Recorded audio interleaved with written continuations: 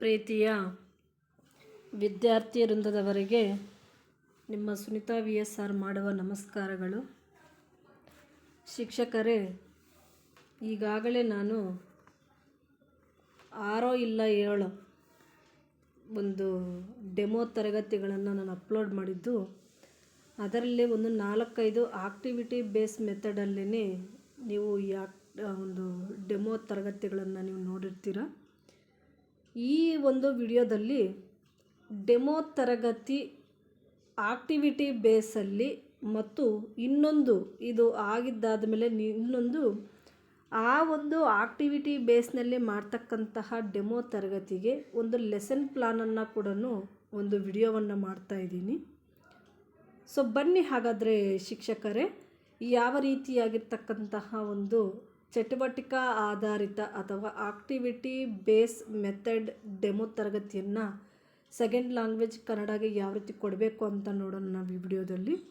ಮೊದಲನೇದಾಗಿ ಹಂತಗಳು, ಪೂರ್ವಜ್ಞಾನ ಪರೀಕ್ಷೆಯನ್ನು ಮಾಡ್ತಕ್ಕಂತಹ ಒಂದು ಹಂತ. ಮಕ್ಕಳ ಮುಂದೆ ನಿಂತ ತಕ್ಷಣ ನಿಮ್ಮ ಪರಿಚಯದೊಂದಿಗೆ ವಿಶ್ ಮಾಡಿ ಬೋರ್ಡ್ ಮೇಲೆ ದಿನಾಂಕವನ್ನು ಗಮನಿಸಿ. ಮೊದಲೇ ಬರೆಯದಿದ್ದರೆ ನೀವೇ ದಿನಾಂಕವನ್ನು ಬರೆಯಿರಿ. ಯಾವ ವಿಷಯಕ್ಕೆ ಡೆಮೋಗೆ ಬಂದಿದ್ದೀರೋ ಆ ವಿಷಯ ಬೋರ್ಡ್ ಮೇಲೆ ಬರೆಯಿರಿ. ಉದಾಹರಣೆಗೆ ವಿಷಯ ಕನ್ನಡ, ಆಯ್ದ ಭಾಗ ಅಥವಾ ಘಟಕ.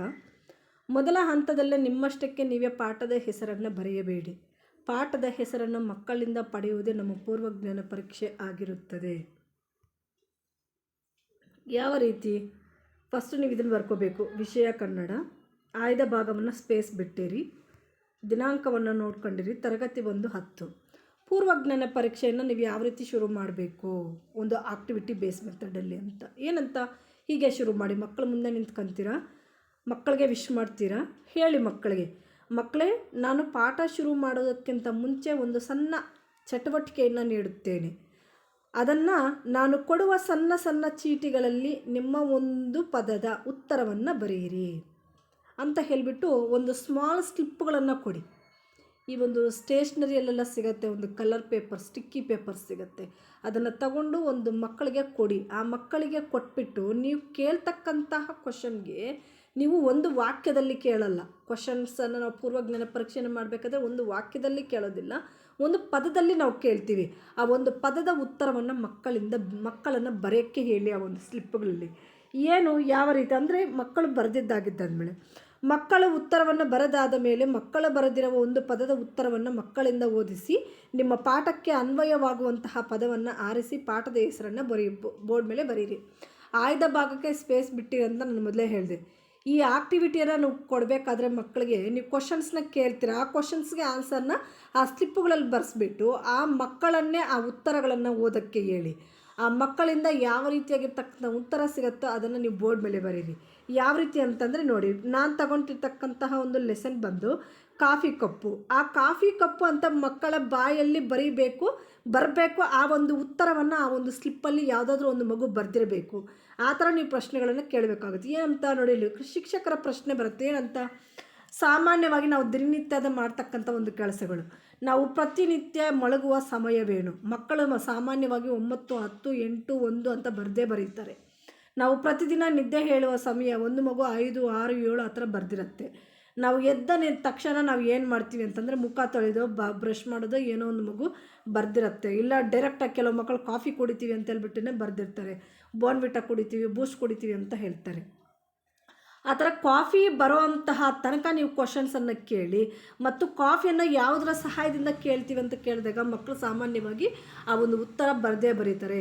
ಅವ್ರು ಸ್ಪೆಲ್ಲಿಂಗ್ ಮಿಸ್ಟೇಕ್ ಆದರೂ ಮಾಡ್ತಾರೆ, ಇನ್ನೊಂದು ಮಾಡ್ತಾರೆ. ಒಟ್ಟಲ್ಲಿ ಆ ಉತ್ತರ ಅವರಿಂದ ಬರ್ದಿದ್ದಾರ, ಅದು ಸ್ಪೆಲ್ಲಿಂಗ್ ಆದರೂ ಮಿಸ್ಟೇಕ್ ಆಗಿರಲಿ, ಇನ್ನೊಂದಾದರೂ ಆಗಿರಲಿ, ಆ ಉತ್ತರ ಬಂದಿದ ತಕ್ಷಣ ನೀವೇನು ಮಾಡಬೇಕಪ್ಪ ಅಂದರೆ, ವೆರಿ ಗುಡ್ ಮಕ್ಕಳೇ, ಸೊ ನಾವು ಈ ತರಗತಿಯಲ್ಲಿ ಕಾಫಿ ಕಪ್ಪು ಎಂಬ ಪಾಠದ ಬಗ್ಗೆ ತಿಳಿಯೋಣ ಅಂತ ಹೇಳ್ಬಿಟ್ಟು ಆ ಆಯ್ದ ಪದವನ್ನು, ಆ ಆಯ್ದ ಭಾಗವನ್ನು ನೀವು ಬೋರ್ಡ್ ಮೇಲೆ ಬರ್ಕೊಳ್ಳಿ. ಅದೇನೇ ನಿಮ್ಮ ಒಂದು ಪೂರ್ವಜ್ಞಾನ ಪರೀಕ್ಷೆ ಆಗಿರುತ್ತೆ. ಈಗ ನೋಡಿ, ವಿಷಯ ಕನ್ನಡ ನೀವು ಬರೆದಿರ್ತೀರ, ಆಯ್ದ ಭಾಗ ಪಾಠ 4, ಕಾಫಿ ಕಪ್ಪು. ಈ ಥರ ನೀವು ಒಂದು ಪೂರ್ವಜ್ಞಾನ ಪರೀಕ್ಷೆಯನ್ನು ಮಾಡಿ ಒಂದು ಪಾಠದ ಹೆಸರನ್ನು ಬರೀಬೇಕು. ನೆಕ್ಸ್ಟು ಬರ್ತಕ್ಕಂತಹ ಒಂದು ಘಟ್ಟ ಯಾವುದಪ್ಪ ಅಂತಂದರೆ ಶಿಕ್ಷಕರ ವಾಚನ, ಅಂದರೆ ಶಿಕ್ಷಕರ ಗಟ್ಟಿ ಓದು. ನೀವು ಒಂದು ಪಾಠದಲ್ಲಿ ನೀವು ಎಷ್ಟನ್ನ ನೀವು ತಗೊಂಡಿರ್ತೀರೋ ಅಷ್ಟನ್ನು ನೀವು ಓದ್ಕೋಬೇಕಾಗತ್ತೆ. ಮತ್ತೆ ಬರ್ತಕ್ಕಂಥದ್ದು ಮೌನವಾದ ಮಕ್ಕಳು ಒಂದು 2 ಮಿನಿಟ್ಸ್ ಅವ್ರಿಗೆ ಟೈಮ್ ಕೊಡಿ ಓದೋದಕ್ಕೆ. ಆ 2 ಮಿನಿಟ್ಸಲ್ಲಿ ಆ ಒಂದು ನೀವು ಎಷ್ಟು ಓದಿರ್ತೀರೋ ಆ ಪಾಠವನ್ನು ಓದ್ಕೊಳ್ಳೋಕ್ಕೆ ಹೇಳಿ. ಆ 2 ನಿಮಿಷ ಆಗಿದ್ದಾದಮೇಲೆ ಒಂದು ಇಬ್ಬರು ಮಕ್ಕಳ ಕೈಯಲ್ಲಿ ಮಾತ್ರ ನೀವು ಒಂದು ಪಾಠವನ್ನು ಓದಿಸಿ ನೆಕ್ಸ್ಟ್ ಮುಂದಕ್ಕೆ ಹೋಗಿ. ನೆಕ್ಸ್ಟ್ ಬರ್ತಕ್ಕಂಥದ್ದು ಇನ್ನೊಂದು, ಇದು ಸಣ್ಣ ಆಕ್ಟಿವಿಟಿ ಅಂತಲೇ ಹೇಳ್ಬೋದು. ಇಲ್ಲ ಮಕ್ಕಳಿಂದ ನೀವು ಗುಂಪು ಉತ್ತರಗಳನ್ನು ಪಡೆದುಕೊಂಡು ನೀವು ಇದನ್ನು ಮಾಡ್ಬೋದು. ಏನಂತ, ಮಕ್ಕಳ ಓದು ನಂತರ ವಿದ್ಯಾರ್ಥಿಗಳಿಗೆ ಈಗ ಓದಿರುವ ಪದ್ಯದ ಭಾಗದಲ್ಲಿ ನೀಡಿರುವ ಪ್ರಶ್ನಾ ಕಡ್ಡಿಗಳನ್ನು ಬಳಸಿಕೊಂಡು ಪ್ರಶ್ನೆಗಳನ್ನು ರಚಿಸಲು ಹೇಳುವರು. ವಿದ್ಯಾರ್ಥಿಗಳಿಂದ ಬಂದ ಪ್ರಶ್ನೆಗಳನ್ನು ಶಿಕ್ಷಕರು ಕಪ್ಪು ಹಲಗೆಯ ಮೇಲೆ ಕ್ರಮಾನುಗತವಾಗಿ ಬರೆಯುವರು. ಇದು ಪಾಠದ ವಿವರಣೆಗೆ ಸಹಾಯವಾಗುವ ರೀತಿಯಲ್ಲಿ ಒಂದು ಪುಟವನ್ನು ನೀವು ಓದ್ತೀರಾ ಶಿಕ್ಷಕರೇ. ಆ ಪುಟದಲ್ಲಿ ನೀವು ಮಕ್ಕಳಿಗೆ ಹೇಳಬೇಕು ನಿಮಗೆ ಏನು ಕ್ವಶನ್ಸರ್ ಬರುತ್ತೆ. ಫಾರ್ ಎಕ್ಸಾಂಪಲ್, ನೀವೊಂದು ಕಾಫಿ ಕಪ್ಪನ್ನು ನೀವು ಓದಿದಾಗ ಹಳೆಯ ವಿದ್ಯಾರ್ಥಿಗಳು ಹೆಡ್ಮಾಸ್ಟರರ ಮನೆಗೆ ಭೇಟಿಯನ್ನು ಕೊಟ್ಟರು. ಇಲ್ಲಿ ನೀವು ಕ್ವಶನನ್ನು ಮಕ್ಕಳಿಂದ ಟ್ಯಾಗ್ ಮಾಡಿಸ್ಬೋದು. ಯಾರು ಹೆಡ್ಮಾಸ್ಟರರ ಮನೆಗೆ ಬರುತ್ತಾರೆ, ಆ ಪ್ರಶ್ನೆಯನ್ನು ನೀವು ಮಕ್ಕಳಿಂದ ಆ ಪ್ರಶ್ನೆಗಳನ್ನು ಪಡೆದು ನೀವು ಆ ಒಂದು 5 ಪ್ರಶ್ನೆಗಳನ್ನು ಮಾತ್ರ ನೀವು ಬೋರ್ಡ್ ಮೇಲೆ ಒಂದು ಸೈಡ್ಗೆ ಬರ್ಕೊಂಡು ನೀವು ಎಕ್ಸ್ಪ್ಲನೇಷನನ್ನು ಕೊಡಬೇಕಾದ್ರೆ ಆ ಒಂದು ಕ್ವಶನ್ ಟ್ಯಾಗಿಂದ ನೀವು ಆ ಒಂದು ಎಕ್ಸ್ಪ್ಲನೇಷನನ್ನು ನೀವು ಕೊಟ್ಕೊಂಡು ಹೋಗಬಹುದು. ನೋಡಿ, ಉದಾಹರಣೆ ಪ್ರಶ್ನೆಗಳು ನೀವು ಮಾಡಿಸ್ಬೇಕಾಗಿರ್ತಕ್ಕಂಥ ಪ್ರಶ್ನೆಗಳು. ಈ ಪಾಠದ ಲೇಖಕರು ಯಾರು, ಹಳೆಯ ವಿದ್ಯಾರ್ಥಿಗಳು ಯಾರ ಮನೆಗೆ ಹೋದರು, ಹೆಡ್ಮಾಸ್ಟರ್ ಯಾಕೆ ಸಂತೋಷವಾಯಿತು, ವಿದ್ಯಾರ್ಥಿಗಳು ಹೆಡ್ಮಾಸ್ಟರರ ಬಳಿ ಏನಂತ ಚರ್ಚೆ ಮಾಡಿದರು, ಹೆಡ್ಮಾಸ್ಟರರ ಅಣಿಗೆ ಮಣಿಗೆ ಏಕೆ ಹೋದರು. ನೀವೊಂದು ಪ್ಯಾರವನ್ನು ಓದಿದ್ರಾದ್ಮೇಲೆ ಅದರಲ್ಲೇ ಮಕ್ಕಳು ಕ್ವಶನ್ನ ಟ್ಯಾಗ್ ಮಾಡ್ತಾರೆ. ಅವ್ರು ಟ್ಯಾಗ್ ಮಾಡೋಕ್ಕಾಗಲಿಲ್ಲ ಅಂದರೆ ನೀವೇ ಒಂದು ಸ್ವಲ್ಪ ಸಹಾಯವನ್ನು ಮಾಡಿ ಆ ಒಂದು ಕ್ವಶನ್ ಟ್ಯಾಗನ್ನು ನೀವು ಬೋರ್ಡ್ ಮೇಲೆ ಬರೆಯಿರಿ. ಬರೆದಿದ್ದಾಗಿದ್ದಾದಮೇಲೆ ನೀವು ಸಂಪೂರ್ಣ ವಿವರಣೆಯನ್ನು ಕೊಟ್ಕೊಂಡು ಹೋಗಿ. ಅಂದರೆ ಈ ಕವಿಕೃತಿ ಪರಿಚಯದಿಂದ ಹಿಡಿದು ಒಂದು ಪಾಠದಲ್ಲಿ ಬರ್ತಕ್ಕಂಥ ಸನ್ನಿವೇಶಗಳ ಬಗ್ಗೆ ನಿಮಗೆ 45 ನಿಮಿಷಕ್ಕೆ ಎಷ್ಟು ಬೇಕಾಗುತ್ತೋ ಅಷ್ಟು ಪಾಠವನ್ನು ಓದಿಕೊಂಡು ಅದಕ್ಕೆ ಎಕ್ಸ್ಪ್ಲನೇಷನನ್ನು ಕೊಟ್ಕೊಂಡು ನಿಮ್ಮ ಹತ್ರ ಇರ್ತಕ್ಕಂಥ ಟೀಚಿಂಗ್ ಏಡ್ಸ್ನೆಲ್ಲ ಕೂಡ ಇದು ಮಾಡಿಕೊಂಡು ಹೇಳ್ಕೊಂಡು ಹೋಗಿ. ನೋಡಿ, ಒಂದು ಬಾರಿ ಒಂದೇ ಶಾಲೆಯಲ್ಲಿ ಕಲಿತ ಒಂದು ಬೆಳೆದು ದೊಡ್ಡವರಾದ ಒಂದಿಷ್ಟು ಹಳೆಯ ವಿದ್ಯಾರ್ಥಿಗಳು ನಮ್ಮ ಹೆಡ್ಮಾಸ್ಟರರ ಮನೆಗೆ ಹೋದರು. ಈ ಹಳೆಯ ವಿದ್ಯಾರ್ಥಿಗಳನ್ನು ಕಂಡು ಅವರಿಗೆ ತುಂಬ ಸಂತೋಷ ಆಯಿತು.